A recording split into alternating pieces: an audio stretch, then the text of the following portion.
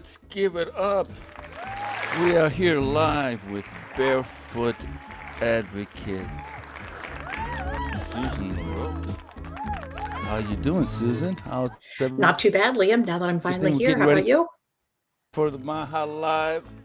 All right, Mr. Liam, minutes. Old lady, losing hearing. You need to talk into your mic, my friend. Uh-oh, Liam, you're glitched on me. Mm-hmm. But your face is frozen on. There we go. Now you're unfrozen. Did I glitch? All right. So Liam, first things first. I know your crown is at the ready. Have you heard from your friend Sabrina? No, I haven't. Okay. Just checking. I'm sure I will. I'm sure you will too. I've been too busy working to, yeah. And you mentioned some kerfluffles. Like how are the kerfluffles going? Yeah, kerfluffles are rocking and rolling, getting my JSON on. Okay, because what does that mean? What does that mean for a layperson? Does it mean anything that I would understand? Artificial intelligence. Yeah, you know how like when you say to a dog sit and it doesn't sit? Yes. It's not trained. Correct. That's basically what AI is today. We Got it. So it is a misbehaved pet.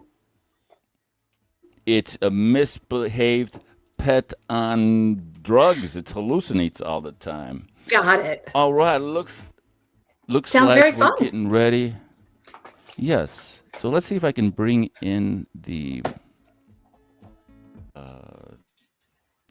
broadcast. Indeed. Do we hear anything? Indeed. Let's see. Oh. Bit of an echo there. I'm hearing myself twice. Once the first time and once You the hearing second. yourself? Yeah. Okay. Then I understand why.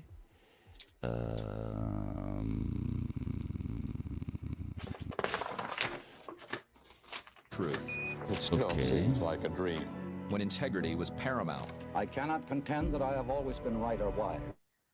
And trusted voices guided a nation. How do you measure such an astonishing moment? Today, the headlines are blurred. The signal lost in the noise of corporate agendas and paid narratives. Vocal anti-vaxxer. Deranged lies. It is humiliating. What happened to the truth? It hasn't disappeared. It's simply moved. The MAHA Report brings you unfiltered, independent journalism covering the issues of the Make America Healthy Again movement. Rediscover the facts and reclaim the truth. Subscribe now at themahareport.com. Still calling your congressman? Waiting on hold? Hoping someone took your message? Thank you for calling. There's a better way to do this. The MAHA Legislative Tracker lets you browse every MAHA bill. Pick the ones that matter to you and send a letter to your rep with a single click. Search federal, by state, or by the issues you care about most. No echo? You're all... No echo. I'm perfect. Perfection. Can make America as one would again expect from the king. At mahaaction.org. All right.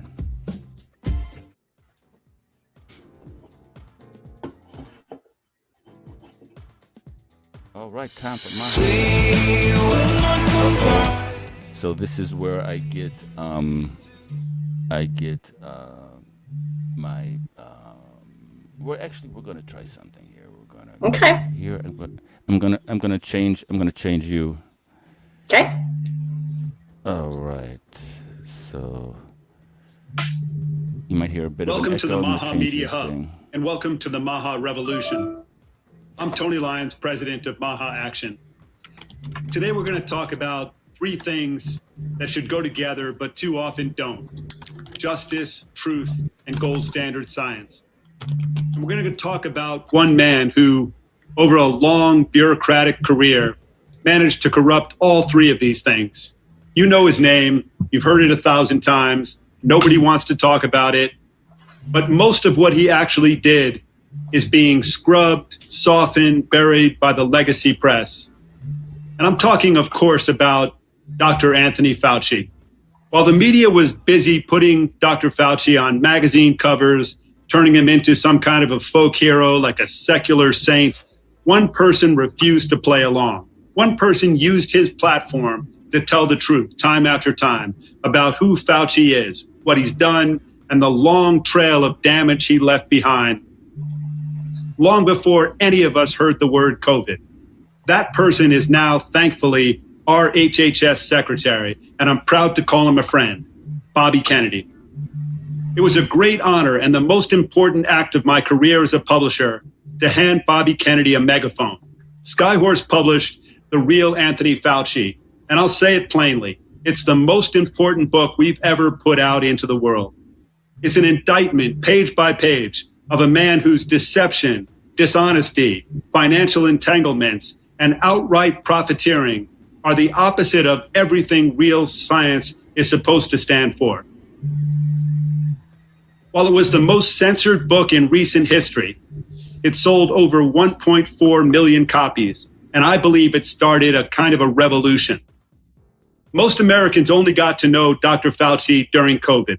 Before that, he sat quietly atop a maze of bureaucracy that somehow gave the director of the National Institute of Allergies and Infectious Diseases more real-world power than the heads of HHS or CDC. Think about that for a second. A man almost no one has heard of or had heard of at the time, running the show and getting paid more than the president. So let's run through the record. Fauci lied about where COVID came from, and he's not faced a single legal or professional, or in the eyes of the corporate press, reputational consequence for misleading the American people and the entire world. Fauci misrepresented what the virus itself was, and then he pushed for lockdowns that had no constitutional basis and no real scientific footing. Those lockdowns gutted life, they shuttered churches, they devastated kids, schooling, they wiped out small businesses that families had spent generations building. They tore into the social fabric of this country in ways that we're still trying to repair. And he hasn't answered for any of that. Fauci lied about so-called preventative measures. The masks were a farce, and privately he knew it. The science wasn't there, and he knew the science wasn't there. But the masks were powerful, not as a medical tool, but as a symbol of control over ordinary people's daily lives. And then he lied about the COVID shots and about what they were, what they could do, what risk came with them. All the while, by every credible account, profiting personally and clearly professionally from the suffering of millions of people. Now, thanks to Bobby Kennedy's book and a new report just released by Senator Ron Johnson, who's going to talk soon, the picture is even clearer. We are getting a fuller, more comprehensive view of what appears to be a deliberate cover-up of the known risks and harms of the mRNA vaccines. This isn't politics. I want to say that as clearly as I can. People died who should still be alive. Husbands, wives, parents, children. They died because of bad science propped up by self-interested lies. What Anthony Fauci did, in my view, was a crime against the American people and a crime against humanity. But also a crime of this magnitude cannot be allowed to go unpunished. So let me be clear about what MAHA is doing, because no newspaper in the country is covering this, no media source. We are laser focused on accountability for what happened. And we are just as focused on helping Secretary Kennedy carry out the mandate that millions of Americans handed him. But this is an important step, and we want to see it done. Just a few days ago, Secretary Kennedy made an announcement that many of us have been waiting for our entire adult lives. For decades, public health officials either looked the other way on over-medicalization of American children, or they cashed in on it. Secretary Kennedy is taking it head on without fear and without favor. On Monday, Secretary Kennedy spoke at the MAHA Institute's Mental Health and Over-Medicalization Summit in Washington. The summit pulled the curtain back on Big Pharma's profiteering from what is essentially a discredited theory, the so-called chemical imbalance model of mental illness. On the back of that theory, drugs that chemically require or rewire children's brains, SSRIs being the most obvious drugs, showing this, have been handed out to millions of kids in this country like candy. This has to come to an end, and it is coming to an end. Secretary Kennedy has issued a multi-agency Dear Colleague letter saying and laying out in plain language what actually is wrong with these drugs and what they do. They increase depression in some patients. They lead to antisocial behavior, verbal and cognitive decline, sexual dysfunction, and in some documented cases, extreme violence. He is committed to shifting the mental health paradigm away from this drugs first model and towards things that actually help people heal. Psychotherapy, real human connection for isolated kids, behavioral help, sleep, exercise, nutrition, all the basics. And these are things that work. So here's where I stand and where MAHA stands. On Fauci and the COVID cover-up, we want justice, real justice, and I'm not letting it go, and we're not going to let this go. On the over-medicalization of children, we are fully behind Secretary Kennedy's effort to fix a system that has been broken for far too long, so our kids can grow up healthy in body and in mind without being handed cures that are often worse than what they're supposed to be treating. We have a tremendous lineup of guests today, and many of them you know well. Today we'll be hearing from U.S. Representative from Michigan's 7th District, Tony Barrett, a naturopath and former White House health policy advisor. Okay, so it looks like they're going to be talking about Fauci today. And first, we want to shout out to Leanne. Hello, King and Queen of LinkedIn. How are you, and what's the topic today? Looks like the topic is Dr. Fauci. Fauci lied. People died. So yeah, that's what we're going to get to today. Leanne, thank you so much for coming. I'm so glad you're a regular. Liam, you want to talk Fauci or you want to talk over medicalization of kids? Because I can spout on either one. Yeah. Well, let's get back to the show. Let's see what the first guest has to say, and then we'll come back and take it from Sounds there. Good. Alrighty. Consciousness explorer Russell Brand.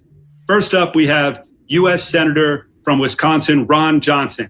Senator Johnson has always been a MAHA champion and advocate.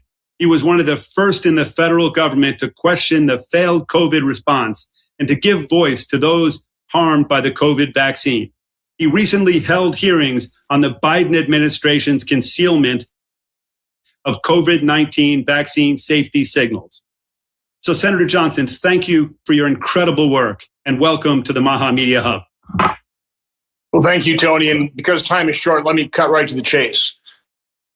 Because of Secretary Kennedy's commitment to radical transparency, even though people within his agency do not particularly want to cooperate, he forced them to turn over about 11 million pages of documents to us. And credit my staff for finding needles in the haystack. They found the email, by the way, not from HHS. This is when Biden administration weren't cooperating with us, but with one of the universities as a grantee. They found that email from Dr. David Moran's where David Moran's was bragging about the fact that he had this FOIA lady who was teaching him how to make emails disappear. And if you have something sensitive, send it to Gmail. Okay, now fast forward, now we get 11 million pages. What my staff has now uncovered, not only did they hide signals of myocarditis early on, also signals on ischemic stroke in people over 65 toward the tail of 2022. But on March 1st, 2021, less than 3 months after the start of the COVID injections, Peter Marks was briefed by their premier data mining expert who was working with the inventor of the algorithm that FDA used to analyze VAERS, that algorithm was outdated because of the two injections that are very similar. And that algorithm was going to mask or hide safety signals. Again, this is a multi-page briefing Peter Marks received personally. 26 days later, this exact same data mining expert, Dr. Anna Sharfsman, again, working with the inventor from Oracle of the data mining algorithm, they developed a new state-of-the-art algorithm, and they briefed all kinds of top FDA officials that they had discovered 49 cases of extreme masking, 25 safety signals on very serious adverse events, including Bell's palsy and pulmonary infarction and sudden cardiac death. Month after month after month, Dr. Scharfman continued to do these data mining inquiries showing more and more serious adverse events, including sudden death. Instead of painting a medal on their chest, they shunted Dr. Scharfman off the side. She became a problem, a distraction. They told her to cease and desist. We weren't interested in your data mining. We're going to use the old algorithm that you warned us was going to hide safety signals. We're going to continue to use those. They said it was for consistency. I think we all know they clung to that algorithm so they wouldn't have to acknowledge what was sitting right in front of their face. Right? People like you and me, we didn't need a sophisticated algorithm to see what was happening in VAERS. Prior to 2021, on average, since the start of VAERS 1990, on average, there are about 280 deaths per year reported to VAERS associated with the vaccine, 280. In 2021, there are over 21,000.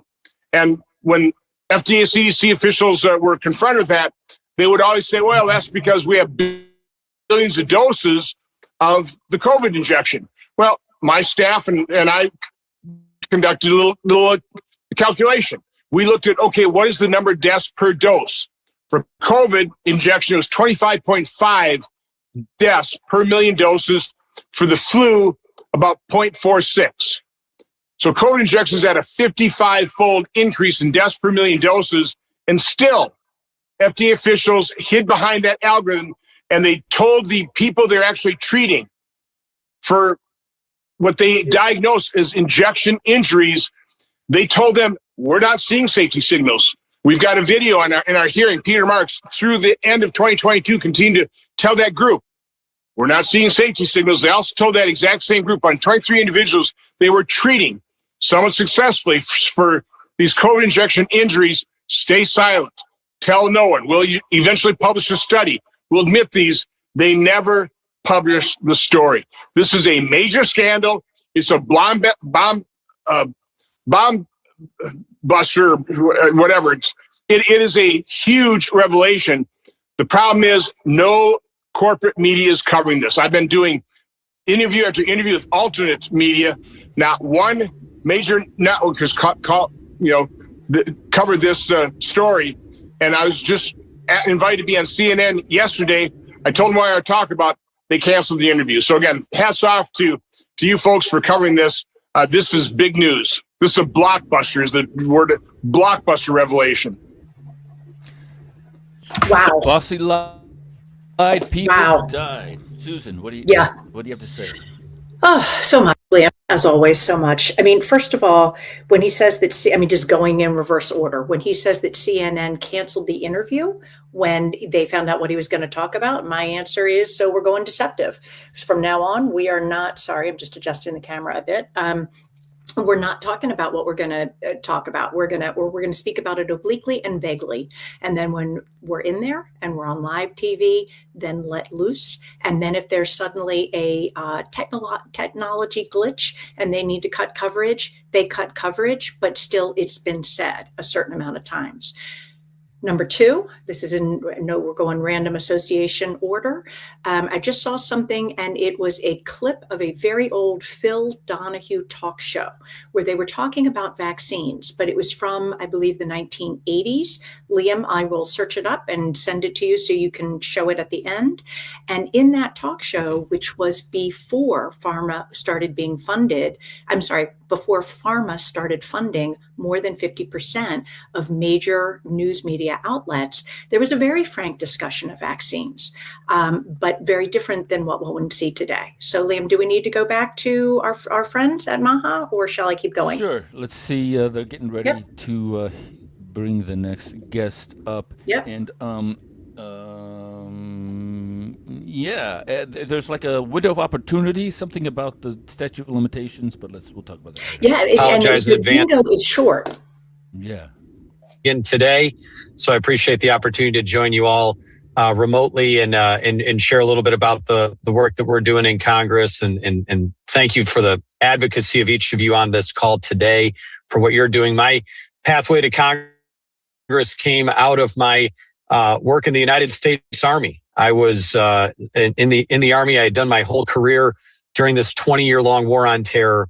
And then Joe Biden, as president of the United States, dropped this aggressive vaccine mandate on the entire United States military. In fact, I had already had COVID, already recovered from it, and already donated my antibodies as part of that effort that was done to try and spur immunity among other people when this mandate came out and came across and affecting every single member of the military. I made the decision to retire. I was threatened with a dishonorable discharge after my more than 2 decades of honorable service and deployments around the world, threatened with a dishonorable discharge. And so were so many other members of the military facing the same type of difficult decision that I was. I made the decision to leave the military, launch my campaign for Congress, and stand opposed to these vaccine mandates. This work that I did went back to my time in the state legislature. Before COVID even happened, I had sponsored legislation in the Michigan legislature to reinforce that bond that parents have with their children, to not allow the government to intervene to stop parents from exempting their child for whatever reason they deem necessary, medical, philosophical, or otherwise, to exempt their child from one of the vaccines that is required to attend public schools in Michigan. You know, my wife and I talked about this in our own lives, not specifically necessarily about the measles vaccine or any of these others, but just in general, that parental relationship with our children. And my wife reminded me, she says, nobody cares more about our kids than we do. Not the government, not, some official at their school, not a state lawmaker, not the governor, and not any member of Congress or the president of the United States. We care more about our kids than anybody else, and we are vested with the decisions to make on their behalf. And we had seen parents in Michigan get harassed because they had decided to exempt their child from one of the required vaccines to attend public schools. And we wanted to make sure that that relationship was reinforced. We've also worked hard in Congress now to make up for that lost ground with members of the military who were subject to the vaccine mandate.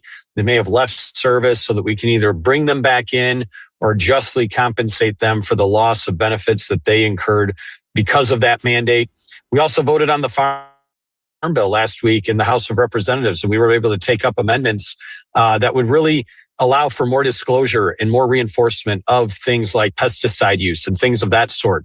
We also changed the SNAP benefits so that these really ultra sugary drinks are not able to be purchased using SNAP food stamp benefits, so that parents are encouraged to make healthier options and healthier choices for their kids. These are things that we're trying to move in the right direction on. I also sponsored another bill with a Democrat colleague of mine, a bipartisan bill, to kind of start looking at the health effects, especially in young men, to study the effects of screen time use, especially video game types of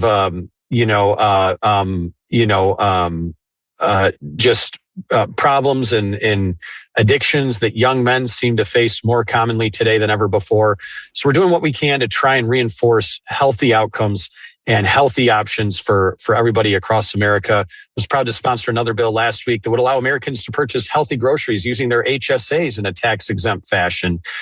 So we welcome input and thoughts from people here on this call today, and certainly appreciate the partnership with all of you looking to create a healthier environment for everybody across America. And again, so much for having me on today.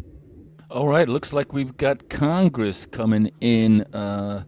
That's a big farmer's the biggest lobby there is. So he made so much sense to me when he was talking about, pretty much all of it, but being able to use your HSA to buy healthy groceries. Thank you. The Lord has heard my prayer, because for years it has cost more money for people who want to feed themselves a pesticide-free, cleaner diet. And yet we as a society are always willing to foot the bill for all of the extensive chronic health issues that result from years and decades of not doing so. So I'm thrilled. That is such a common sense step. Love what he's talking about with the screen addiction in young men. It's a huge problem. I'm not sure what one does about it. I've not done a deep dive on that, although I do have the perfect person that is her specialty. She's a therapist, and I hope to have her as a guest on my podcast soon. Her name is Cayetana Caldwell, and she's wonderful. And again, that is her specialty. Love that he wants to eliminate the vax mandates. And I agree with his wife. Nobody cares more about the health of your kids than you do. And guess what? If they get screwed up from a vaccine or anything, no one is going to be taking care of them around the clock except for you. And the footing of the bill also on you.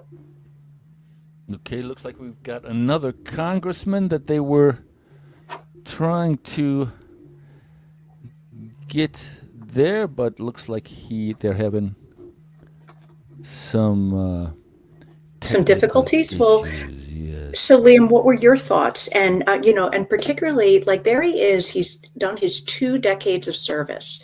He's threatened with dishonorable discharge. It makes no sense. He already has had the disease, and the antibodies in his blood that verify it are so in demand that he's donated his blood to help people who don't yet have antibodies. And yet we're going to do a dishonorable discharge like was done to Mark Charles Bashaw. So, and we can get into him, and I'll send you the link to his website, Liam, for the end of the show. Yeah, it's so exciting to see these congressmen coming up and taking their space. All right, looks like we got Dr. Oh, my Robert friend, Malone. my hero. There he is, my man. So we have Dr. Lyons suggesting I talk about Dr. Fauci. So I wrote a Substack about this a couple days ago that was an analysis from the framework of Murray Rothbard's theories having to do with the court intellectuals. So thanks for having me. I want to tell you something that took me 30 years inside the system to figure out, and that the rest of the country is finally starting to figure out too. The chronic disease epidemic in American children is not an accident. It is not a mystery. And it is not a research gap waiting on more science. It's a policy outcome. For 4 decades, the National Institutes of Health, and especially the agency Anthony Fauci ran for 38 years, decided what got studied in this country and what did not. They had the money, they had the journals, they had the credentialing, they had the press, and the questions they did not want asked did not get asked. Why are American kids today 3 times more allergic, 4 times more autoimmune, and dramatically more autistic than the generation born before 1986? You'll not find a serious federally funded answer to that question for some reason. You will find research on the next generation of patentable vaccines. You will find research on the next gain-of-function pathogen. You will find $100 million for a bat virus survey in Wuhan. But what you will not find is the chronic disease research that should have been the central project of American biomedicine for the last 40 years, and particularly the central project of the National Institute of Allergy and Infectious Disease. That's not because the scientists are stupid. The scientists are very smart. The scientists are responding to the incentives the system gives them. And the system rewards the patentable. The system rewards the emergency authorized. The system rewards the thing that pharmaceutical industry wanted built next. The chronic disease question has no patentable answer, so the system does not ask about it. This is what I mean when I say American biomedical science has been captured. Not captured in the sense that bad people took it over necessarily, although maybe there's a few exceptions. Captured in the sense that an agency, an industry, a foundation network, a press apparatus, and a credentialing class slowly grew into one organism with one appetite, and that organism's appetite is not your children's health. You already knew this in your bones. That's why you're here. That's why you read the labels. That's why you got off the seed oils. That's why you ask the pediatrician questions she does not want to answer. You figured it out. Individually, what the institutions were never going to tell you. Now, I want to tell you the harder part. The man retired in 2022. The system did not. It is still funded. It's still credentialed. It is still in the chairs at every university medical center in this country. Replacing one man at the top does not replace the apparatus underneath him. Pardons do not replace it. Cabinet appointments do not replace it. Even good legislation does not replace it on its own. What replaces it is what you are already doing. Independent journalism, independent clinicians, independent farmers, independent moms with spreadsheets who know more about their kids' medical histories than the system ever bothered to learn. We rebuild the truth-telling institutions outside the captured ones. We fund the research the system refuses to fund. We train the next generation of doctors to ask the questions their professors were trained to never ask. That is the work. That is the only work here. The damage took 40 years to build. The repair will take a generation. So let's get started. Thanks for listening. All right, Dr. Malone throwing fire. And Leanne says, yes, many of us have paid a very high price for not going along with the jab narrative in our lives. Yes, I agree 100%. So what are your thoughts, Susan? Oops, I lost it. Okay, you got to get your mic in there. Okay, let me get your mic. All right, go ahead. So, yeah, a lot of people paid a very high price. I thought I was going to be one. I was prepared to leave my job. I went home in tears, told my husband, not going to do it, not going to jeopardize my health that I've worked so hard to regain on an unknown, unproven substance that's been around for a few months for a job that I might be in for a decade at the most. Not going to do it. At the end of the day, I've finagled an exemption, but it was, they required 3 sets of documentation from 2 different doctors. It was next level.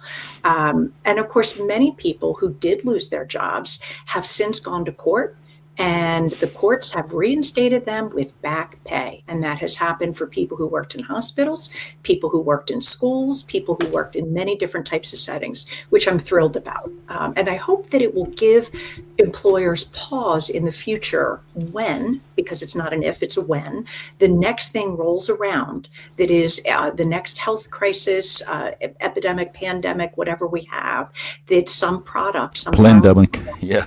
A pandemic, the next one that we have, I hope employers will have some pause about whether they choose to mandate it or not, and think about how they may be on the hook for back pay for an employee whose services they did not get the benefit of for several years. Yeah, they say that, in every other realm of society, people have differing opinions, but with COVID, everybody was on the same page. It was correct, except for Susan Maroto, the one and lone dissenter for a while. Except for you and me, right? All right, let's see what our next guest has to say. Kind of ended up living in the same neighborhood as him, and I see him walking around every now and then, and he's got basically 4 NFL linebackers kind of on each of his points that, walk everywhere around with him. They're obviously, he's not a big guy, and they're all like over 6'8". So you kind of just see this big jellyfish-looking thing moving its way around Georgetown, D.C. And, I know that he was the highest paid member of the federal government for a long time, but I can tell you that those guys don't come cheap. I wouldn't be surprised if somebody else is footing the bill there. So, yeah, anecdotally, I see him around. Obviously, the last couple of weeks with, Morenz getting arrested have been a big kind of inflection point for like, will they or won't they prosecute Fauci? Will that pardon hold up? I think, now the Department of Justice seems to be under a better direction than it was, and I think the Robert F. Kennedy Department of Justice at that. So I think I think by squeezing Morenz, I think we might finally get Fauci on the stand. And obviously, if he were to perjure himself in front of Congress, his pardon would not apply, even if you throw out the whole "it was an auto pen, so it doesn't apply anyway" argument. One of my favorite stories about it is right after my dad took over HHS, the FBI came in, weirdly in an odd little bit of anecdotal wisdom. They were wearing Hawaiian t-shirts, and they seized Fauci's laptop, which was in his office, kind of, locked up behind a bookshelf. So they knew it was there. Luckily, one of the Doge kids managed to make a copy of it, so it's still out there. But right now, the FBI is claiming providence over it. I don't think that's true, but we do have, his emails, which obviously we don't have access to at the moment. But all the stuff that Morenz was talking about in terms of, you got to contact Tony on his private email, yada yada yada, the FOIA stuff that we've heard a bunch. Apparently it's on there. So I do think that we've got, a potential piece of hard evidence. And now we have Morenz is obviously an old guy. I don't think he wants to die in prison. So I do believe that he'll roll over. And then I think the next interesting thing after that will be, is Tony Fauci actually the mastermind of this whole situation, or is he kind of the fall guy? Will he roll over on whoever's controlling him? Because the entire global gain of function system it doesn't make any sense when you look at it. It's never saved a single life. It hasn't led to the development of a miracle vaccine, and all it seems to have done is created a bunch of bioweapons. I mean, I think most people would tell you that's what they were doing the whole time, and the "we're saving people" was just simply cover for that. But if you look at all these tick videos that are going viral, I had one of the worst cases of Lyme disease in New York State history, and now you look at the hantavirus on the cruise ship, and you see that, does Argentina have any BSL-4 labs? Oh yeah, they have one. It's a hantavirus lab. So I mean, I think you just it's this massive history of viruses appearing only after they've been researched in these sort of labs. And I think we got to ask ourselves, why does this system exist? It doesn't exist to protect people. So then what is the real motivation? And I think once you look into that, you get the answers, but I would love to hear it come from Fauci's. Oh, right. Robert Kennedy III. Leanne says she respects Dr. Malone absolutely. And none of the pandemic ever made sense from day one. Absolutely, 100%. Fear-mongering and gaslighting from the very beginning. Scientifically, no common sense wise. Absolutely. Correct. 100%. I mean, the lack of common sense thing, like to me, the height of it was after we knew that the vaccine did not prevent you from acquiring the illness. We knew that the vaccine did not prevent you from transmitting the illness. The only thing the vaccine did was perhaps lessen the severity of the illness for you, the vaccine recipient. But yet you were still not doing your civic duty if you didn't get it, and you were going to kill someone else's grandmother by not getting it. Explain it to me, because it didn't make sense then and it still doesn't. I didn't know that Kennedy's son was so active in all of this. Did you, Liam? Yes. Robert Kennedy III. That was cool. Yeah, it was really cool. And the most hilarious thing is they would say, "You're selfish if you don't take the clot shot." Right. Where did that come from? How does that work? Intellectually, the vaccine is supposed to protect you, but you're selfish. I'm being selfish by not getting the vaccine, even though the only person that I perhaps have messed up is myself. And the other thing I wanted to say was, I'm going to send you some fun video, audio of Fauci during the early part, or maybe it was just prior to the pandemic, talking about if you leverage fear, you can get people to do this vax. If you make it be, you can't come to college without it. If you make it be, you can't have your job without it. And he is caught on tape saying that. Have you heard it, Liam? I'm going to dredge it up if I can while our speakers are speaking. Yeah, it was so ridiculous. We'll see if you can't get access to this and that, if you won't take your stupid clot shot. It was unbelievable. All right, let's see what Katie Lento has to say. I just wanted to talk a little bit about why I wrote the piece and what the piece was and what it said. But essentially, the short story is that, you know, I was an infectious disease epidemiologist. That's my training, and I grew up in that world. And, you know, we never were really taught anything but the orthodoxy. And, you know, that's not just at Harvard, that's at every public health school and every medical school, I'm sure. And so I believed in, you know, that we were saving kids, that vaccines were saving kids, and that it was the only real way to do that and to do it effectively. And so I believed in that. And throughout my time working in the Senate, I worked for a bunch of different senators, but especially when I got to the White House, I was asked to address the fact that Mr. Kennedy, not quite Secretary Kennedy yet, but Mr. Kennedy had gotten the president before he was elected in 2016 to agree to a vaccine safety commission. And it was my job to make that problem go away. And I believed in making that problem go away because I thought that if we had vaccine skeptical messaging coming out of the White House, that kids would die. You know, this was everything we do, everything I did anyway, was out of trying to save the country and trying to do the right thing for the country. And I really thought that we needed herd immunity and we needed maximum uptake of all these products. And so I asked Dr. Fauci and Dr. Collins at the NIH to take the meeting away from the White House, away from public view. And that meeting did kind of become a little bit famous as it was the meeting that Mr. Kennedy and Del Bigtree and Aaron Siri and I think a few others met with the HHS folks and eventually sued them to get what was promised to them, the mountains and mountains of evidence on the safety of vaccines. They eventually got HHS to settle that lawsuit by admitting there was no such mountain of evidence. But anyway, the point is that I eventually left the White House right before COVID, actually. So I wasn't part of the COVID response, thankfully. I had enough on my conscience, but I left right before COVID. And during the COVID epidemic, I was, you know, trying to defend the president. I was helping him with this reelect, and I was trying to defend what the government was up to. But slowly over that first year of 2020, and especially into 2021 with the new administration, the cognitive dissonance was too much. And I eventually woke up, and there was my story is really a series of, the article I wrote is a series of events and episodes that led to that awakening.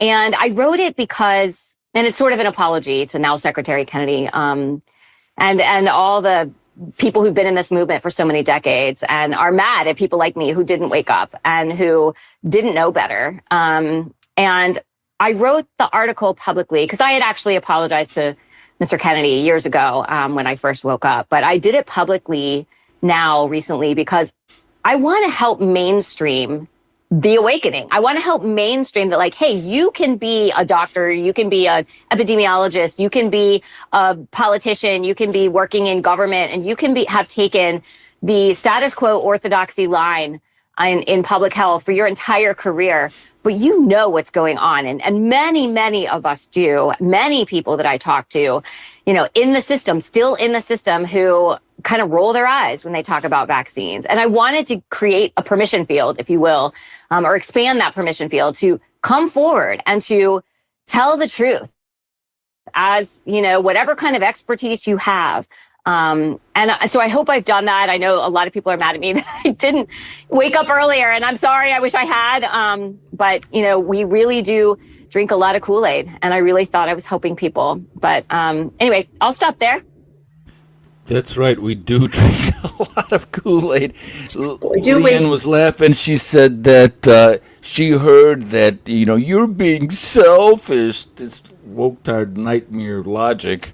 And then she says, cost me my whole large family, friends, 5 sisters, brothers, all extended family except 1 nephew, 2 daughters, access to my 4 young grandchildren. Was either go along with it or you are out of the herd. My job in 2021 extremely painful, but to me, I knew it was wrong. Yeah, that's the thing that's so profound, is you had to make a stand, you know, and you know your life and your health was on the line. Not only that, the life and the health of your loved ones were on the line, Exactly. and the information was out there. The Yeah. information was out Well, and there it was early also on. emotionally charged. And, Leanne, I am so sorry that you lost all those relationships, and that Yeah, it's a tragedy tragic story. unfortunately played out for so many people.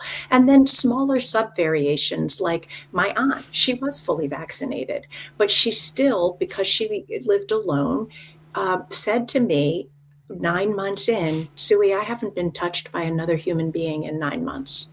Her grandchildren were allowed to come and play in her yard, but not to go into her house. And sadly, she died during the pandemic before she got to the point where she touched another human. And of course, she died alone. I think one daughter was allowed in. I had to say goodbye to her over FaceTime. Not FaceTime. They held her phone. It's another horrible story. That's terrible. Yeah. So many of them. Oh, here he comes, Liam. Here he comes. Here's our guy. Let's see what's up with Russell Brand. Elderhood. I don't know about all of you lot, and I understand that one of the things we're talking about is Fauci, and I'm assuming that the criminality of Fauci. Who was it that published that book, The Real Anthony Fauci? That guy must be loaded. Like, don't you remember at the time how Fauci was sort of trotted out like a kind of priest, how we were sort of invited to really revere him? And I actually do recall at certain points, like I saw this, like sometimes life gets so insane. There it is, there's the book. That gets me in all sorts of trouble, that thing. Like, I remember at the time, and I think this is a memory, not a dream, that I saw some TV show say, Anthony Fauci, is it okay that we fancy him, that we find him sexually attractive? I thought, what is that what we're talking about now? People have got masks, free masks, to leave the bloody house, and we're thinking about whether or not we should be, I don't know, filleting or otherwise engaging with Anthony Fauci. Is that where we are? I feel like what I'm witnessing just now is like looking at some footage from the Met Ball, that Met Ball. And I feel like this can't be sustained, this level of idiotic decadence. It's too hysterical. It's too ridiculous. It's beyond Babylon. I don't know what was going on in, Caligula's palace, but we sort of know it was hedonic orgies. And I don't know what was going on in sort of Nero's time. I mean, I know it was like sort of the execution of Christian martyrs, etc. One story I heard is that it was Nero, I think, had some sort of classic world version of aircon installed. I don't know how that would have worked in the sort of classical world, and that it blew gold leaf through it, so like that Nero could be cooled and have sort of gold leaf blowing through the air while he was cooled. And when that system was finally active and instituted, Nero famously said, finally, I can start living like a human being. There is a level of, sybaritic is the word, a kind of a fondness of luxury, a level of decadence that is so sort of gallingly extreme that the fact that it can live alongside of kind of crippling poverty, genocide and deception. It's very, very confusing to be alive now, is what I would say. It's very, very confusing. And I'm really trying to think, because one of my friends who I've had for a long time goes, why are you even participating in the culture anymore? You obviously don't like it. And that is true. I don't like it. I don't know what the redeemed version of this is. I don't know if I need some time to reflect. And if certain people get their way, I'll be getting that time to reflect. I don't know if there's... I'm at the point, Tony Lyons, and this must be hard for you to hear while we're embarking on the promo of the book that I can see is on screen now. Like, I'm sort of losing faith very quickly in any of the instruments of the culture. Do you know what I mean by that? Like, I'm sort of 1 minute remaining. I'm sort of attracted by the idea of extreme monasticism. But some of my mentors tell me, no, Russell, you do have a gift for public communication and participation in debate. But if you can create a commodity because all things are commodity, like Fauci, reify him, elevate him, he can get through the HIV crisis and not be held to account, get through the pandemic and not be held to account, have that sort of excellent book, The Real Anthony Fauci, published with QR codes to back up every claim. And still now, he's sort of able to quietly, meekly just back off the stage. I don't see no sort of sense of impending justice. It makes me feel like this is the time for adjacent systems. This is not the time for change within the system. The system is, it's dead. It's a dead system. And, I'm a man that believes in resurrection, but I also am a pragmatic man. And I'm wondering if what we should be doing now is using the available technology to set up adjacent systems that are truly representative and democratic, accepting that these institutions are captured, co-opted, and totally controlled by the worst imaginable corruption, and spending our shared resources, and by which I mean our time and our spirit, creating true independence. I pray, Tony, that the good faith and goodwill of you and many of the beautiful people on the call, like I know that we've got Dr. Eric Berg coming up, and who's that next? Oh gosh, I shouldn't have touched that.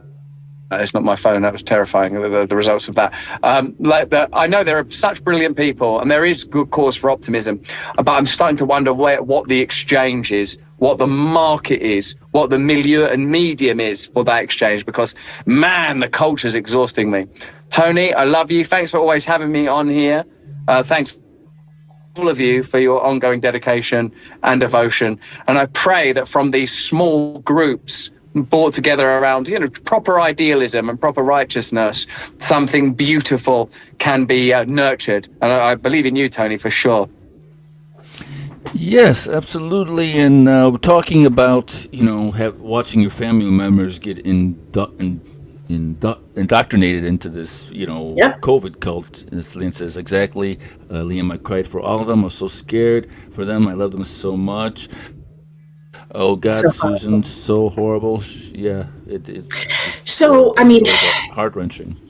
Well, and it all has to do with everybody's circumstance. So I'm one of the people, like many who are probably on this call, that if I see somebody driving alone in a car with a mask on, I want to yell, "You're by yourself." You're not going to catch COVID from yourself. However, I do have to stop and remind myself, you don't know what that person's going through. So Liam knows, and I think Leanne knows, because I think she was on the call when I talked about a family member who's no longer with us of mine who died. And during the pandemic, this family member was immunocompromised from chemotherapy. And so the family she didn't live in my house, had her very locked down. And I wasn't allowed in the house because I chose not to be vaccinated. But what I am grateful for is she and spouse and children all still spoke to me, and they let me come and visit on the deck.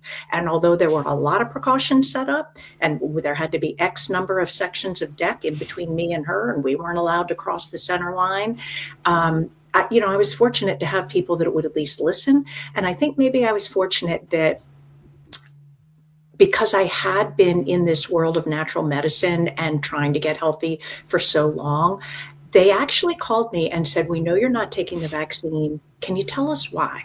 And of course, it's never a short answer with me. So I had to go through a lot of information about natural immunity and about so many things, but they listened and they didn't cancel me. And it sounds like Leanne may have had a different situation. And I hope, Leanne, that there's healing in your future and that family members come together and everybody forgives each other for not knowing what they didn't at the time. But what freaked me out is like somehow vaccines related to climate change and transphobia and, it's like climate denier, you won't take your vaccine. It's like, what kind of brain dead idiocies are we going through? All of a sudden, if you are selective, you might believe that the world is flat and a few other things, just saying. Yeah, it was crazy. All right, let's see. It is. It sure is. Next. All right. That's different in the medical establishment. Oh. And then Russell was talking a little bit about just, how fractured and decaying our society is in so many ways. But we have good news for you, friends. Most people actually believe in health freedom. And we know this because Jeffrey and I commissioned a poll in late February. We worked on it for about a week to devise the perfect questions that did not lead or, elicit a desired response, but really just took the pulse of Americans. And we found that 91% of Americans actually believe in informed consent for all medical interventions, including vaccinations, which is a staggering number. It crossed party lines. It was amongst Republicans, Democrats, and independents alike. And so what I really want to say here is that I think it's so important that we understand that, yes, things are very broken in our system. However, more people think like us than we realize. Our same poll found that 88% of the public believe in the right to refuse unwanted medical interventions, and 87% said that those that should be codified in law. So this is just a huge number. And I think that the really kind of pernicious aspect of what we're dealing with here is that people have been indoctrinated to trust authority and to trust the medical profession for many decades. And part of the way that that happens is through the use of polls. And Jeffrey and I, when we basically dug into this, we were astounded to see what the actual questions are that are posed in some of these polls, which then lead to results like, questions such as should vaccines be required for, proven necessary vaccinations be required to keep people healthy and well, something like that. So of course it's going to lead to a predetermined response. And our polls show that that's not actually where people really are.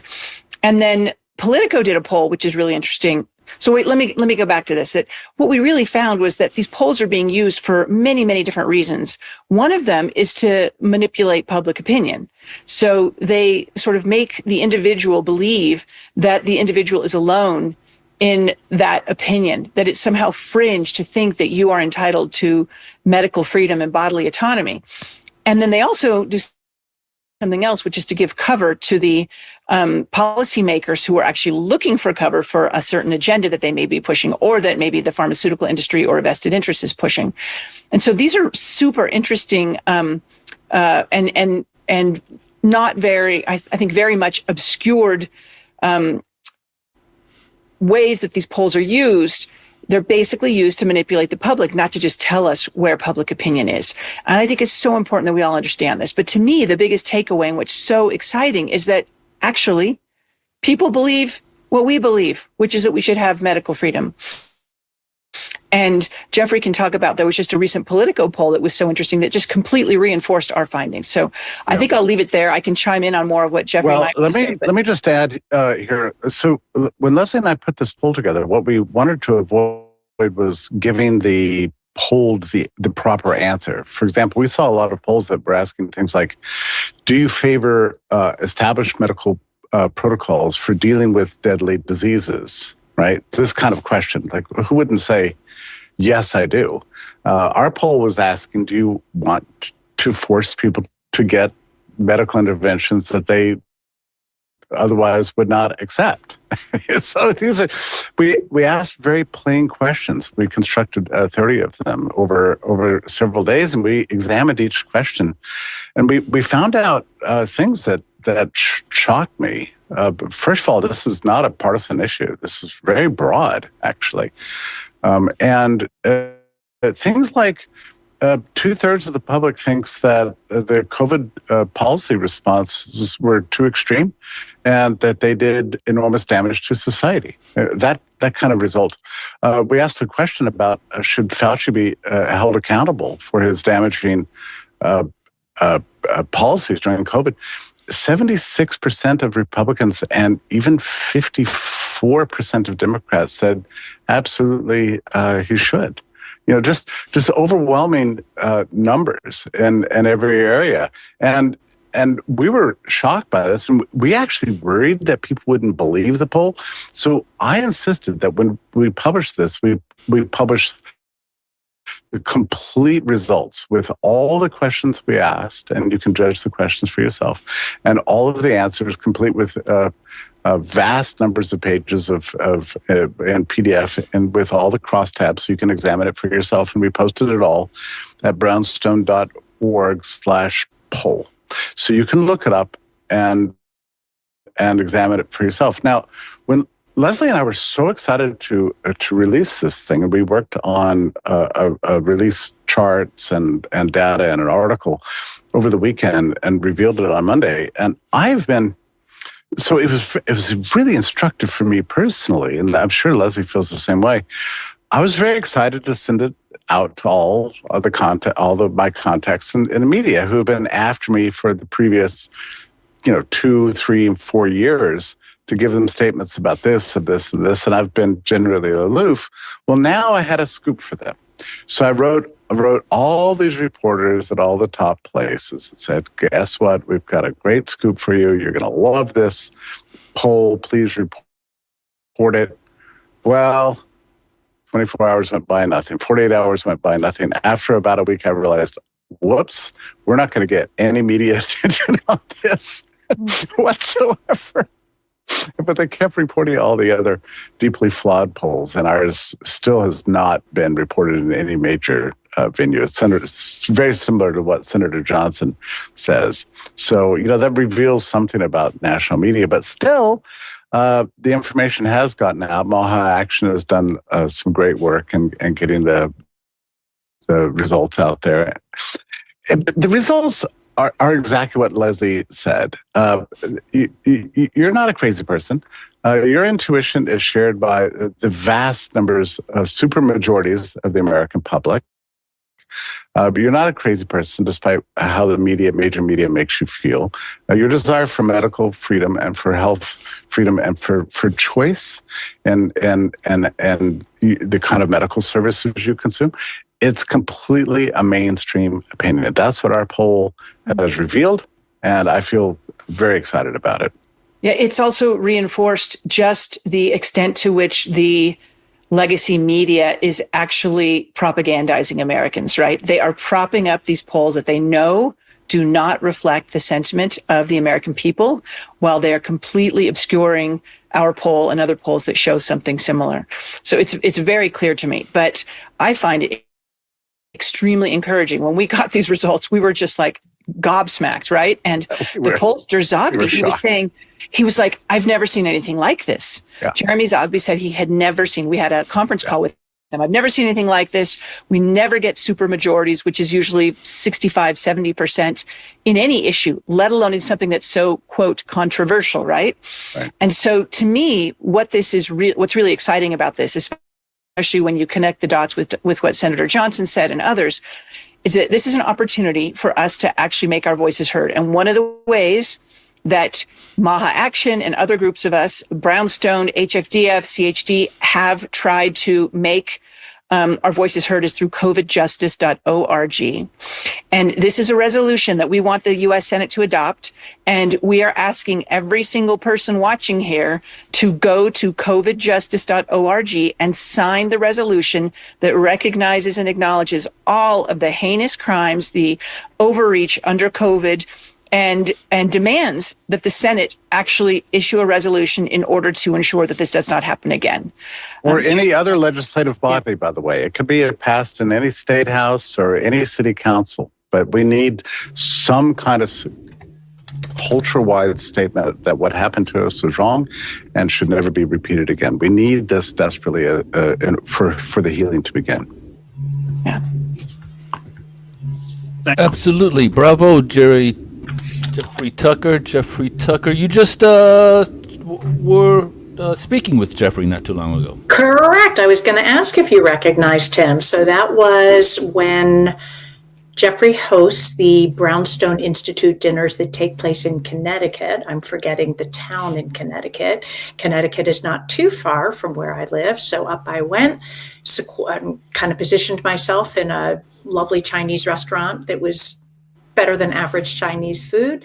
And Jeffrey was kind enough to come on and talk for a few minutes with Liam and with me before leading the dinner. And at our dinner, or rather the one that I attended, the guest speaker was Jeffrey Jackson. Jeffrey Jackson is an independent journalist who has devoted his entire career to exposing things in the medical world that might not be reported by mainstream journalists. So he is very much a friend of the MAHA movement. What else, Liam, do you remember about that, or did you want to say? Yeah, no, he was awesome. Jeffrey was awesome. He We was. should get him on the podcast. Really down to earth type of gentleman. Correct. Oh, Leanne boy. says, "My siblings do not even live in the same province." That's right. Leanne is in Canada. I think that's just totally ridiculous. It was a total indoctrination. Hate the ones who want to take the shots. Came out Won't take the shots, of the yep. the Prime Minister Trudeau, Crime Minister, Crime Yeah. Minister. Yeah. Let's give some hand claps. That was pretty funny. I agree, The Leanne. Crime Woo! Minister, and he said we were selfish, didn't deserve to be on a plane, in a restaurant, gym, and said over and over, we're horrible people. We're horrible people for ripping families apart. So true. I don't not Shaming. understand how anyone can allow the government to rip your family apart and loved ones apart. But the PSYOP is real. There was Yep, a cute little absolutely, clip that I saw 1000%. where it says, think about it. If there's a product that you have to bully people into taking, and it's the only product within the medical world that has full liability forever, like it cannot ever be held liable for any fatalities or gross injuries that occur, and there was a string of other things, then do you think it's a good idea to just assume that it's without problem? I don't know. What do you think, Liam? Yeah, it's like the only people who got immunity from the clot shot were the people who made the clot shot. You know, it doesn't make Right. any sense. Makes no sense. All right, let's see who's up next.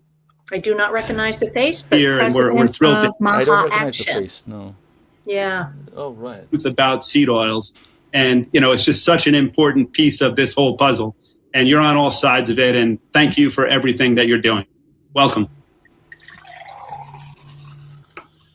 Hey, we can't hear you yet, but we want to. Wait, here we go. Hi, Thank thank you so much, Tony. Thank you for all that you do. Thank you for hosting this every single week. I mean, your dedication and consistency is unmatched. And thank you to the MAHA team. Thank you to Katya and Kyle and everyone at MAHA Action for putting this on. And also thank you to everyone for being here, for everyone who's so passionate about making America healthy again. I know that everyone here is very passionate and dedicated to protecting people's health, and that's why we're here.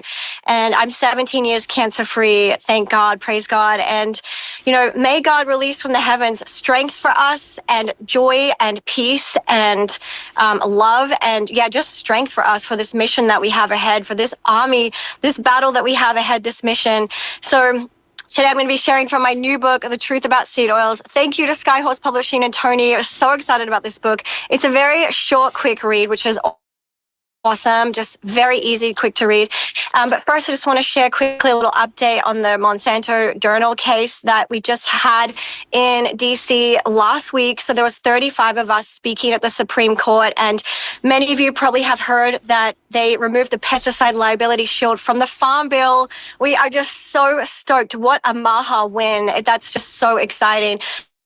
So now we're working on other pesticide provisions in the bill to have them remove that. We probably won't know about the Monsanto journal case until June, so stay tuned on that. But keep the word out there about pesticides. Keep educating everyone that you know about glyphosate and pesticides and the dangers of that.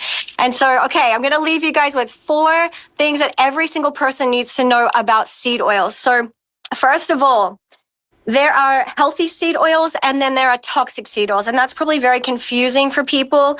But the seed oils that are created in nature, created from God, that are cold pressed, are really healthy and wholesome for us. So things, I have a list in here. We have a list. This is also co-authored by Sherry Kalbaum.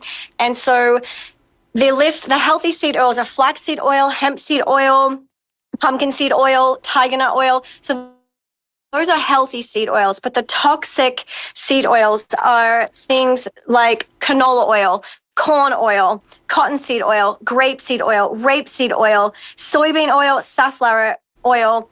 Those are the toxic oils.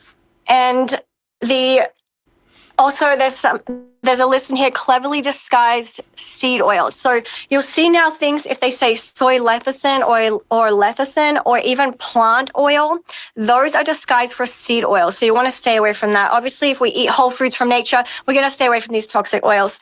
The second thing to know is the history of seed oils. So we have been told lies about the history. And so seed oils were never created originally for human consumption. Safflower seed oil and cottonseed oil were created for World War I and World War II to be lubricant for machinery. Then once the war finished, they said, how can we get this into food? And so that's how we have it in our food industry today.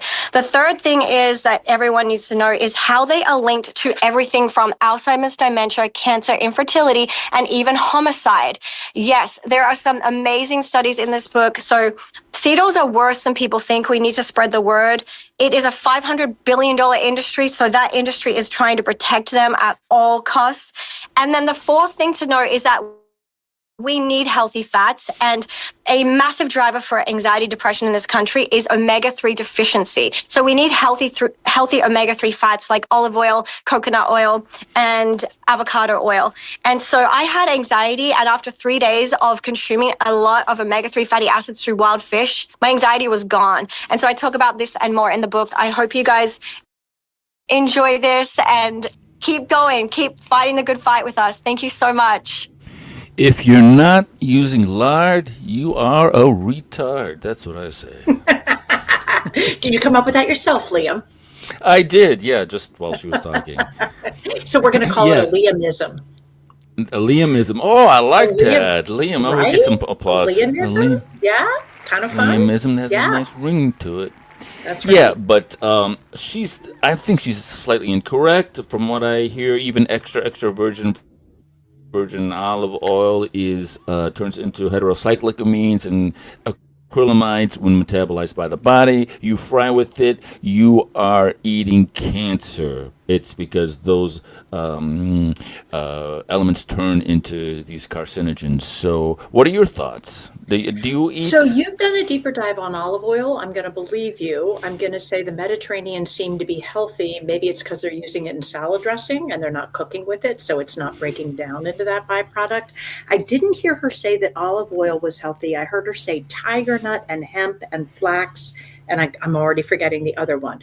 Tiger nut is interesting to me. I don't think I've encountered a tiger nut or its oil, but Sadhguru was big on tiger nut, the food, as one of very few foods that if you just ate that and a few other things, all your nutritional needs would be covered. So I don't know, Liam. I mean, Sadhguru with everybody else is in the Epstein files.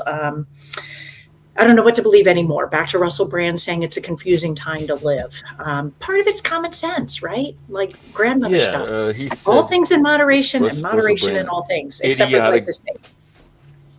That's right. Yeah.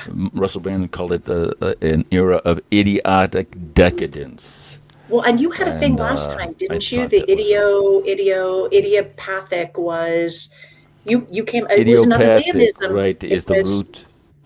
Yeah, thank you. Idiopathic. We need to start running. It's like the word of idiopathic. Yeah, right. Band club members start the quote board, right? So Liamisms, we have the idiopathic has the word idiot in it, and then this one was if you're not cooking with lard. I don't know, Liam. The politically correct police are going to get after you on that because of the retard thing. I don't think that's going to fly. Yeah, Leanne says, have some lard, retard, laughing out loud. Just kidding in reverse. How about if we say, okay, so we don't want to use retard in a derogatory way. What if we say lard will not retard, as in slow down, your cognitive process? There you go. Lard will not retard. And olive oil is extremely healthy, so we have lots to talk about. Leanne got to do that in a minute, out. And here's Dr. Leanne, Burke. are you coming on the My podcast? Me and Liam Soon, Liam and I want to interview you. You're cordially invited. Let's see what Mr. Berg. Absolutely. Like we have millions of kids starting these drugs at the age of 8, 9, or even 10 years old. It's even hard to believe. So, and here's what most parents aren't told. A child's brain is not a small adult's brain. Between the ages of 8 and 25, that brain is actively under construction, pruning connections, building insulation around the nerve pathways, wiring circuits for emotions. So when you introduce an SSRI during that time frame, the drug didn't just treat the depression, it alters the construction of the foundation of the brain itself. So, that means when a child grows up, when they eventually want to come off this medication, there's nothing normal to go back to because they never built that foundation. And this has massive consequences that the parents are never warned about. Emotional blunting.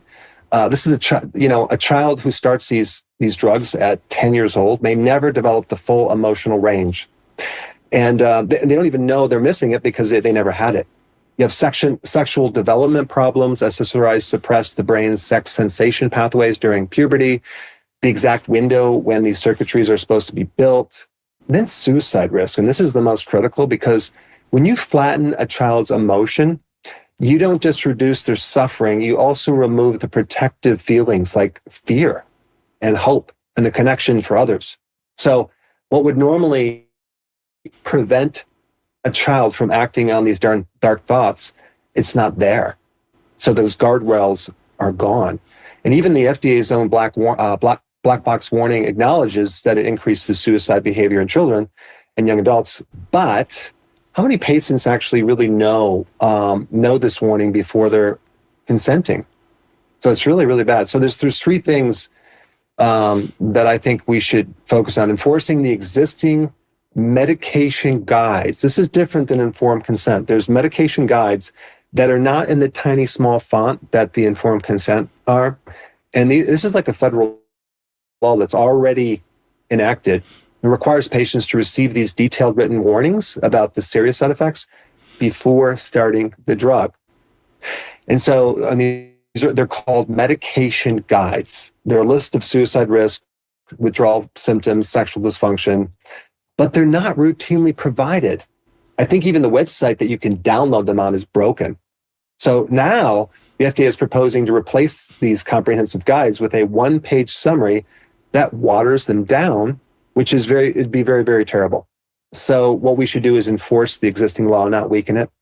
Second, we should require the true data on the informed consent. So before any child is prescribed a psychiatric medication, the parents must fully understand what that child is taking. Because as soon as they take it, you just can't get off of it very easily. It's like it potentially could permanently alter the brain's development. And they kind of position it as, well, it might cause some minor side effects. Actually not for kids. I mean, it's worse for kids. So, and the third is they should try alternatives before putting any child on these dangerous drugs, like a simple DNA test that can reveal if there's vulnerabilities towards depression, things like that. So that child can start taking more B vitamins, the right ones, or magnesium or vitamin D, because it's totally correctable. And I used to work with kids all the time, and you can create some massive change by looking at these lifestyle simple things that that have a huge lever. So basically, we're running this huge generation-wide experiment on developing brains without informing people of the real damaging things. So patients and children deserve to know options, and the law already exists. We just need to enforce it. So thank you very much. All right. The law already exists, but we just need to enforce it. And let's see. Okay, as far as getting Leanne on the broadcast, she says, of course, she's ready. She's ready, Yay. sire.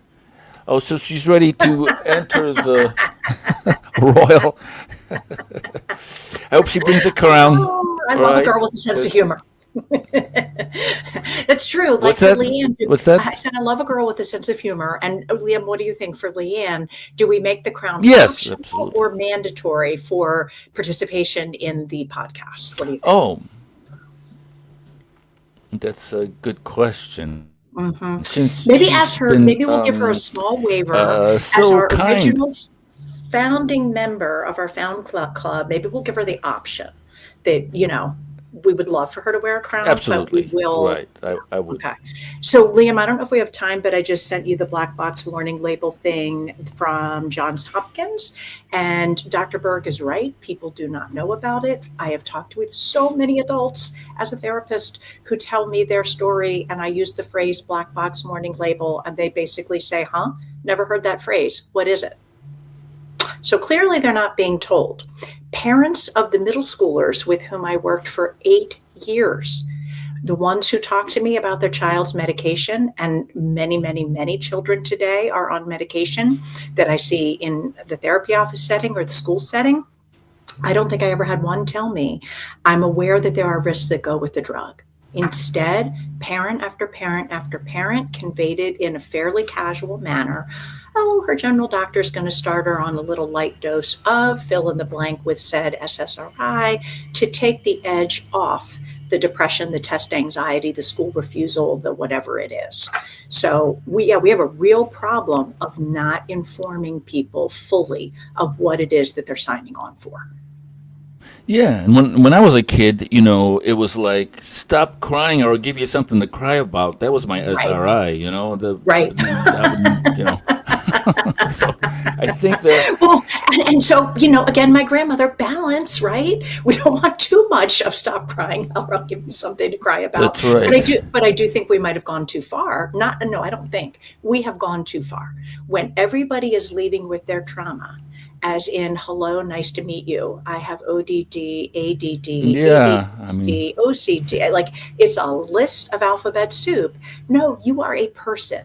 You may or may not have a disorder. That is highly up for debate because of the way that the Diagnostic and Statistics Manual is concocted, which we'll talk about at the end. Looks like they're about to wrap up. Let's see what they say. So that it's just an incredible fighting force, because these things that have happened to us and to our families cannot stand. You know, the fake polling, the fake media, all the lies, all the propaganda, it has to end.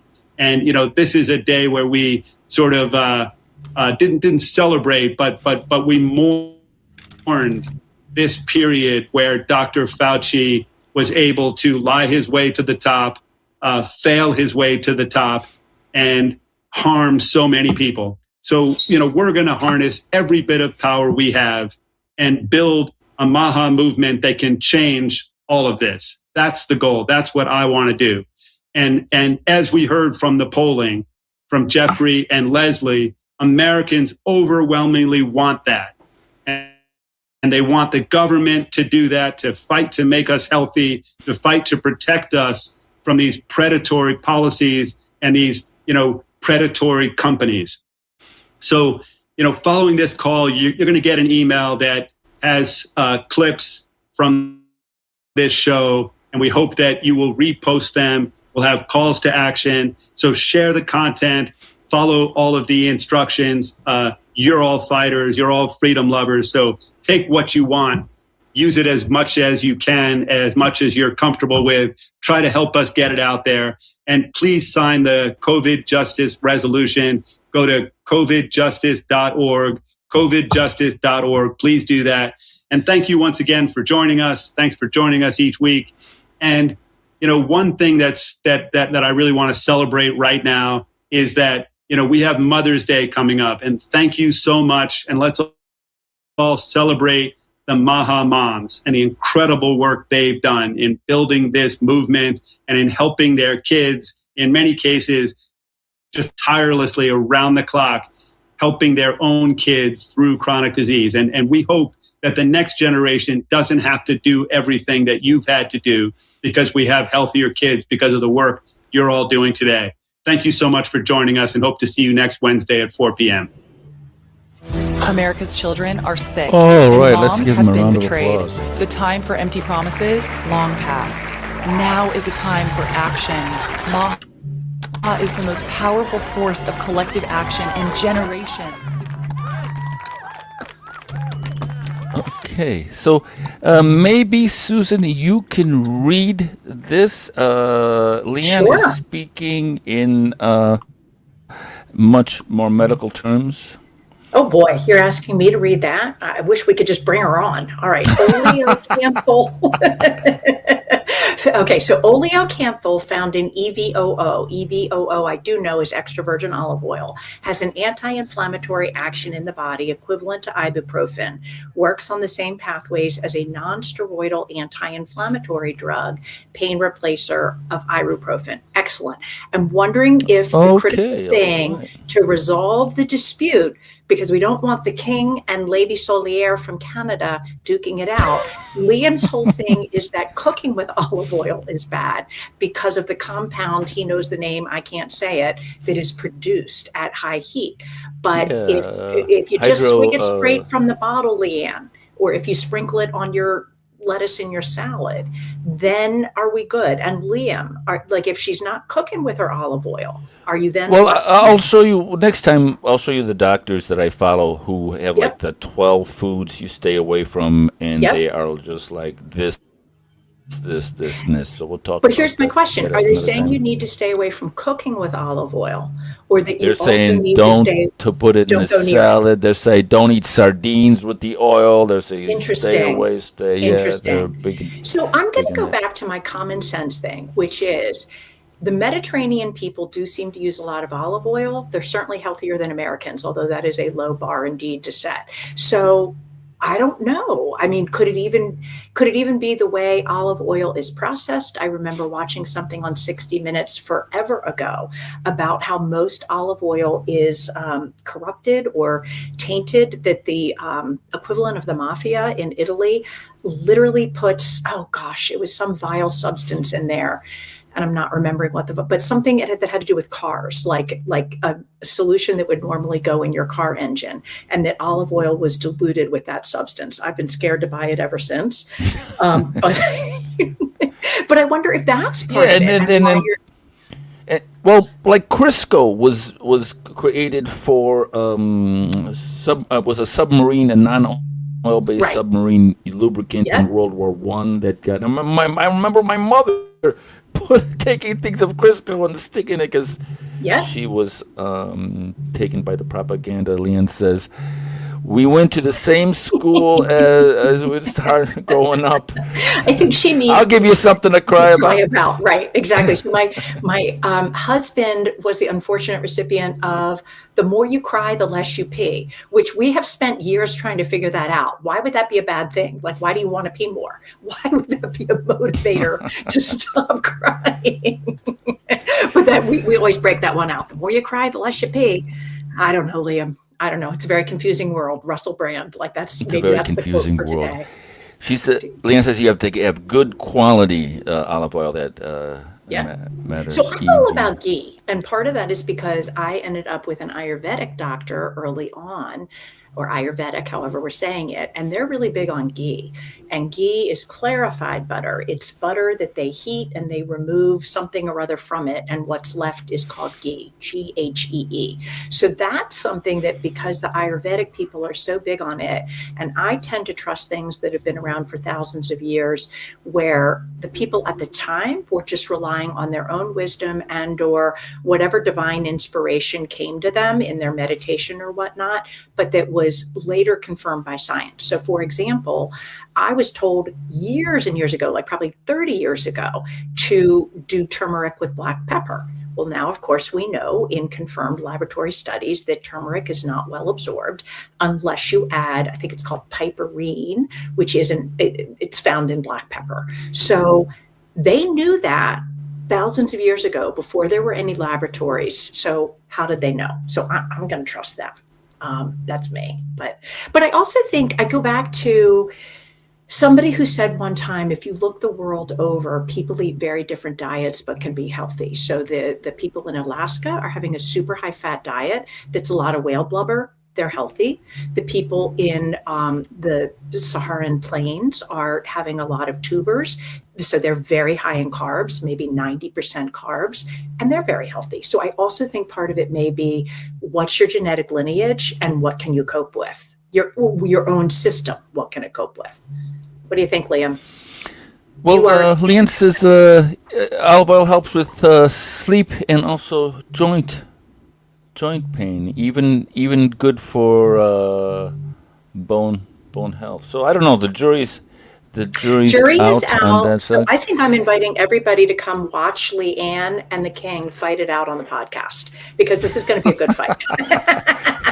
It's a cage match on olive oil. But I want to say What's one more the- thing. If we're talking joint pain, then I want to talk about proteolytic enzymes and how good those are for joint pain. And that leads me to one called nattokinase. And the reason that I wrote that down to mention today is because hantavirus came up. And hantavirus, which I don't even know what it is, but apparently it's the new latest and greatest, we need to all be scared and run to our houses and hide kind of a thing. There's a fellow named Nicholas Hulscher, if I'm saying his name correctly.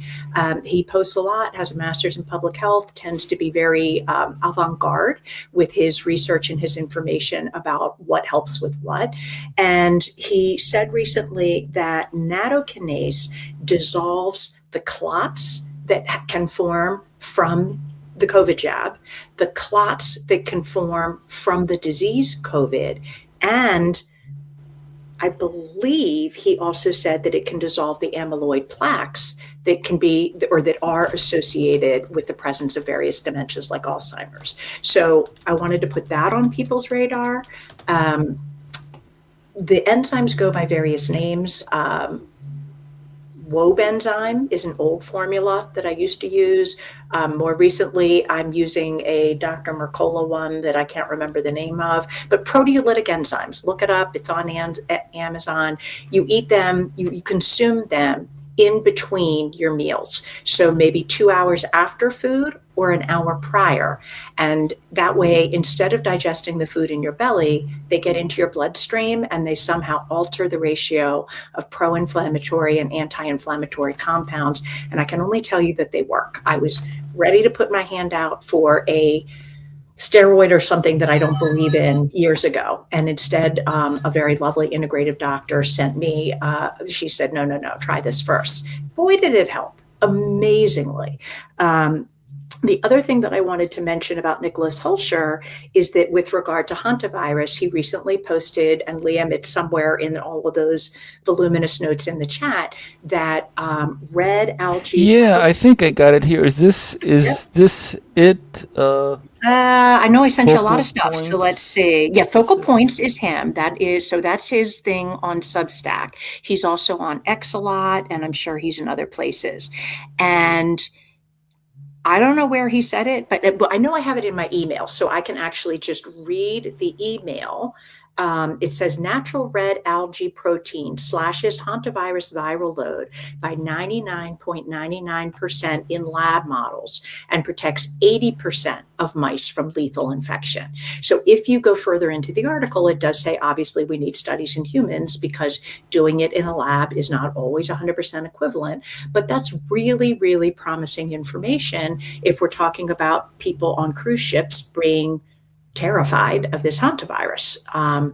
I think the main thing on anything is let's try not to panic. We don't know how it's been hyped up by the media.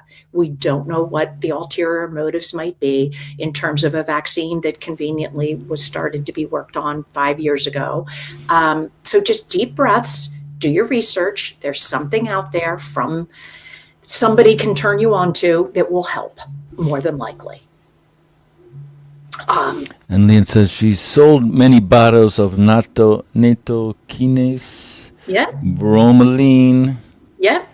And it's great for anybody who took the jabs.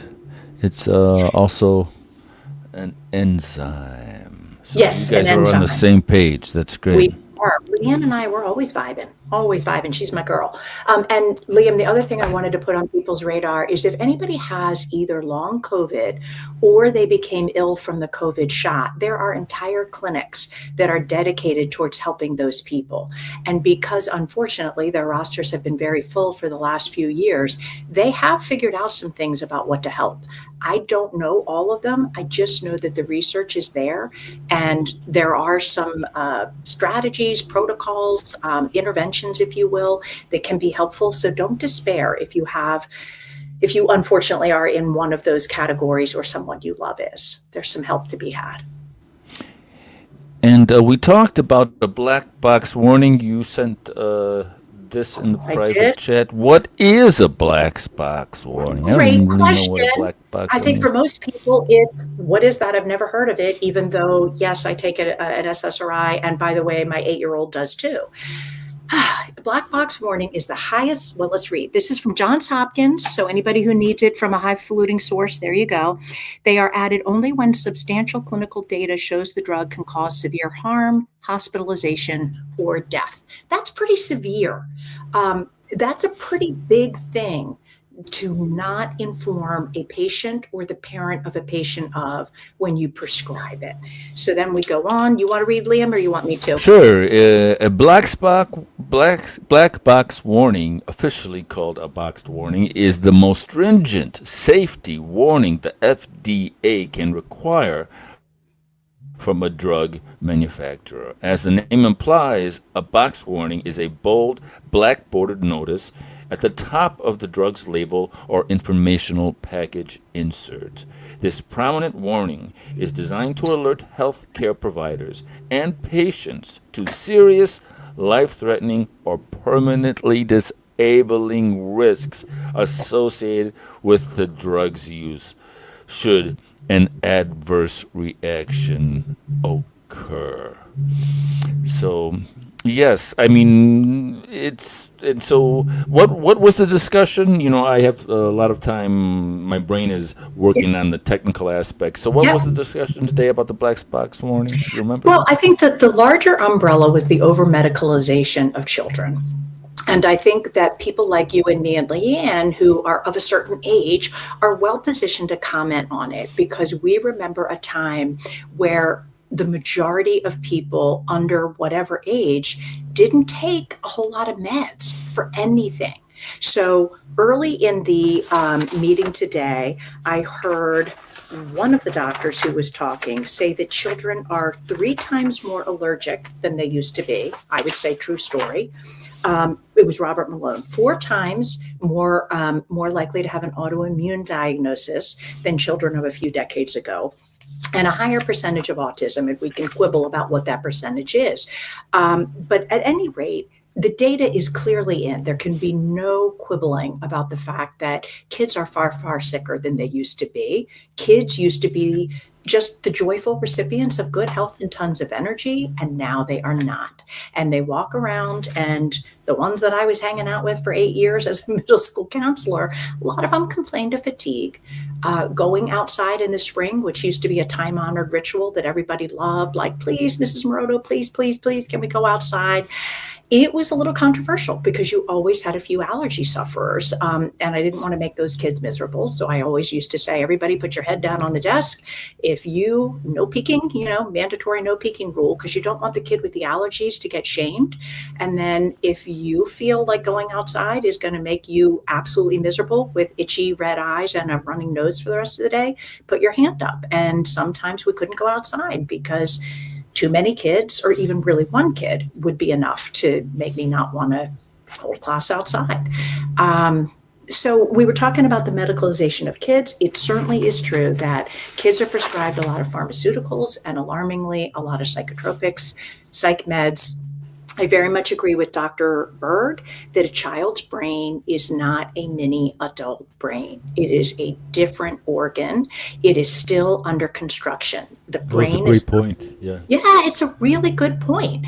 In much the same way that we used to assume that a body's response to a medication, for example, was the same, whether that body was male or female, until we found out, whoops, not true. You actually do need to include women in the study because they may metabolize the drug differently than men and therefore may need a different dose, not to be over-medicated. And his point also that before you go right to a pharmaceutical, how about you look at some of the low-hanging fruit?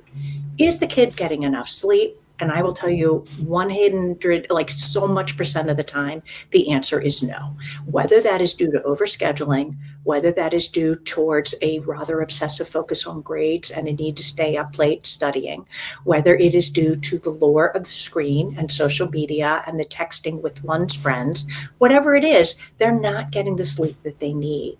So a lot of them are sleep deprived, which will present in a similar way to ADHD. They then are often prescribed stimulant meds, Ritalin, Adderall, Strattera, I'm forgetting all the rest, Concerta, that's another one. So the fact that the kid responds and has an easier time staying awake, alert, and focused is often interpreted as, oh, we were right. Kid really does have ADD or ADHD because look what a different kid this is. Hello, any human being, any of us talking or watching this is going to be more focused if we take a stimulant med. That just means we're alive and our brain is responding to the medication. It doesn't mean that we have ADD. Okay, I'm going to draw a breath. Get myself a little. Absolutely. And as far as the things that help people who have symptoms from the clot shot, Leanne says, natto is from the natto bean, which is an enzyme, and that curcumin zinc green tea extract is also good for anyone. Thank you, Leanne. And so we're gonna promote Leanne, and when we have her on the show, she can go into all of this because she knows a lot, but she can only share in this format whatever her little fingers can type fast enough. So we're gonna get her talking. That's correct. Yeah. But going back to the drugs, Liam, and the adverse effects, like you and I have talked, and we've talked with Bob Schwartz, and we're going to talk with him again. But it's so important not to minimize that. And I'm really big on, could the support person, either the parents of the child, the spouse of the person, the roommate of the person, the daughter or son of the person, if it's a elderly person, could that person please be informed of the risks? And could that person please be put on a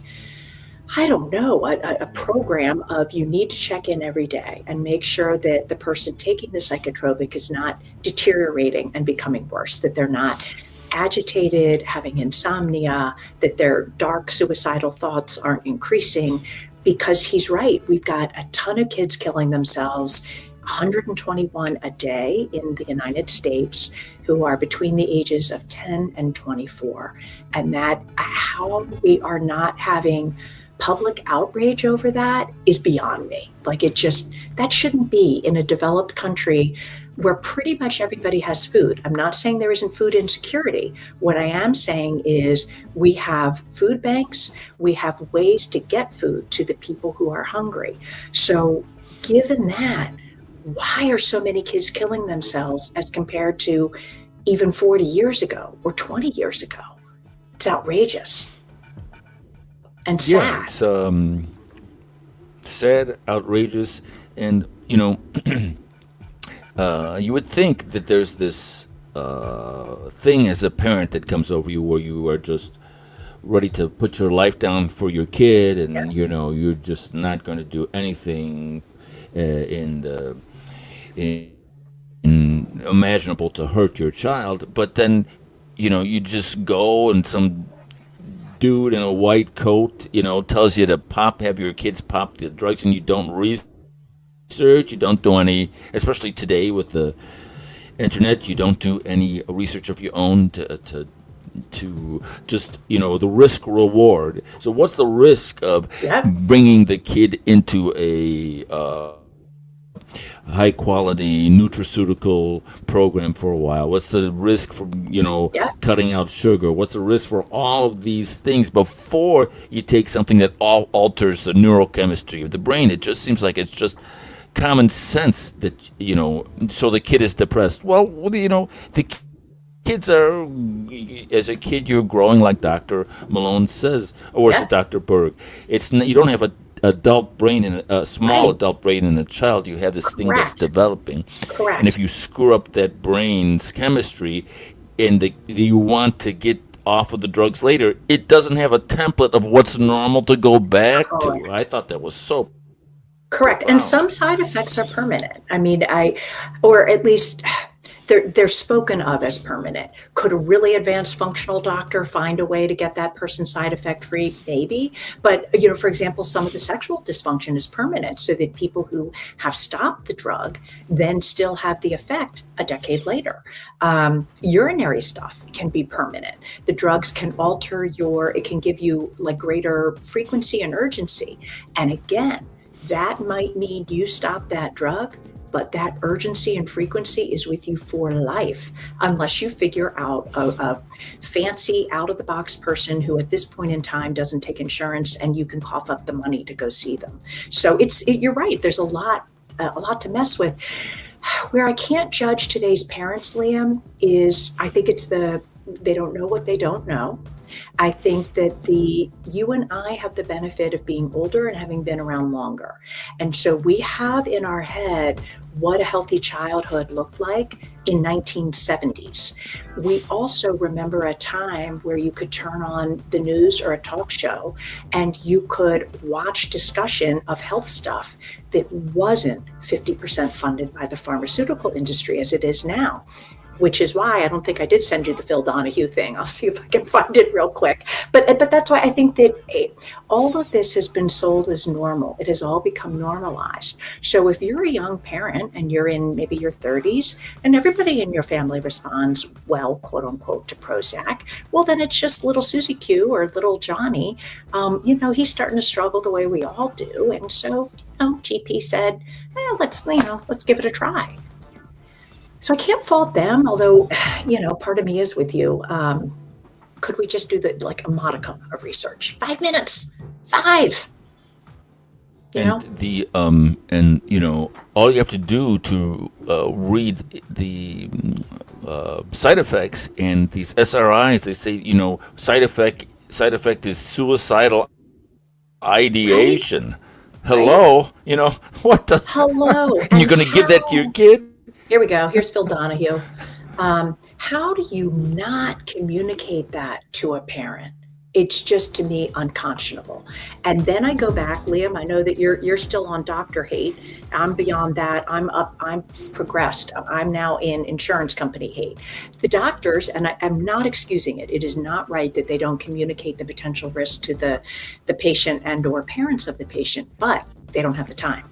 They've got their 7 minutes and they need to move on. They're not always in charge of their own situation. If they're drawing a salary from an employer, it's a group practice, for example, and it's, I can't even think of a good name, but, whatever family practice, they may be under some mandates from their higher up. And like the rest of us, they've got a mortgage to pay, a car insurance to come up with, they've got a family to feed. And they believe what they were sold in medical school. And they believe that, okay, the drugs aren't perfect, but they're what we've got. We don't have anything else.